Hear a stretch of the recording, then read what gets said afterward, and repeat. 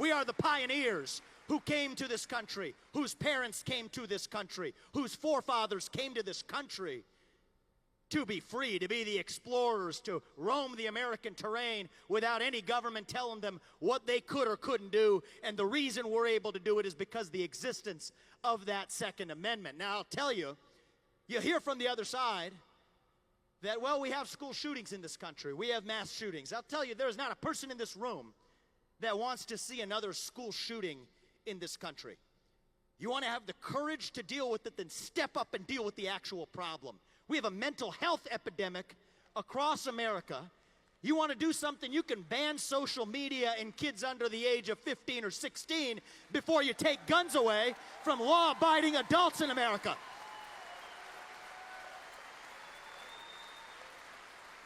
You want to solve the problem, you better take away.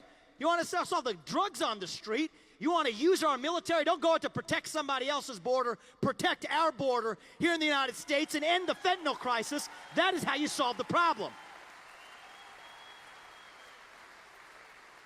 The fatherlessness epidemic. 25% of kids are born into families without a household. Black Lives Matter says they want to annihilate the nuclear family structure. You want to know what I say? The nuclear family structure is the best known form of governance to mankind. We actually need to bring back the family because that's actually what creates the shooting problems in this country.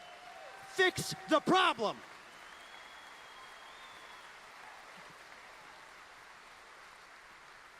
Now, that mental health epidemic, where did it come from? It didn't start in a vacuum, okay? It started because we are lost in the desert. I'm going to tell you something about myself. I'm 37 years old. I was born in 1985. I'm the first millennial candidate ever to run for U.S. president as a Republican. I'm going to speak to you on behalf of my generation. I'm going to tell you something about us. I think it's true about all of us of every age, actually, in this country. We are lost. We are hungry for a cause.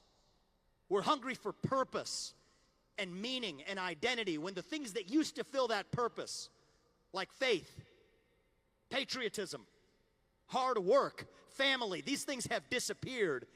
Wokeness, gender ideology, transgenderism, the climate cult, COVID cult have taken their place. You ask someone my age, what does it mean to be an American? You get a blank stare in response. That is the problem at the heart of our national soul. And if we can answer what it means to be an American today, that is how you stop the spread of anxiety and depression and uncertainty and self-doubt. So what does it mean to be American? It means you believe in basic ideas like merit, the idea that you get ahead in this country not on the color of your skin, as Martin Luther King said it, but on the content of your character and your contributions, which is why I'll end race-based affirmative action in America. Means you believe in the rule of law, that people like my parents who want to come to this country can come through the front door and make their contributions, but I am sorry, your first act of entering this country cannot be a law-breaking one. That is not racist or xenophobic. It is what it means to be American. Means we believe. Thank you. Means we believe in free speech and open debate, because I'll tell you this, free speech is a condition for peace in America. You tell people they cannot speak, that is when they scream. You tell people they cannot scream, that is when they tear things down. Our founding fathers knew that as well as anybody. They had a dream in this country. It's the dream that I have as a citizen, that the people who we elect to run the government in America ought to be the people who actually run the government in America, not this permanent state administrative bureaucracy that actually runs the show. And that is why we need to get in there and shut down that federal bureaucracy. I'll tell you where I'll start. Let's start with the Department of Education. 83, thank you. Let me hear it. $83 billion a year spent on God knows what, foisting race and gender ideology onto our kids. Shut that down for a quarter of that budget. I've done the math on this. You can put 3 armed security guards in every school across this nation.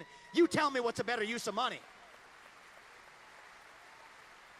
I've also said that we need to go further when you have an agency like that FBI that told Martin Luther King he couldn't have that concealed permit, that now tells conservatives effectively the same thing, politicizing the police state against them, you can't reform that from the top down.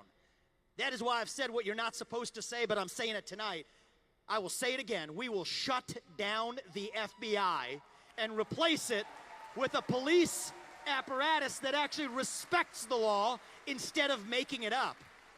And that apparatus can actually do the job of those background checks, which means that tonight I'm pleased to make the announcement that if I'm elected next president of the United States, we will finally shut down the ATF, an agency that is beyond repair. That is the right answer left in the country. And while we're at it, let's make constitutional carry the law of the land and finally put any ban on those efforts to actually make that federal gun registry, because they want to be able to find you just like the British monarch wanted to find the colonists. We're not going to let that happen.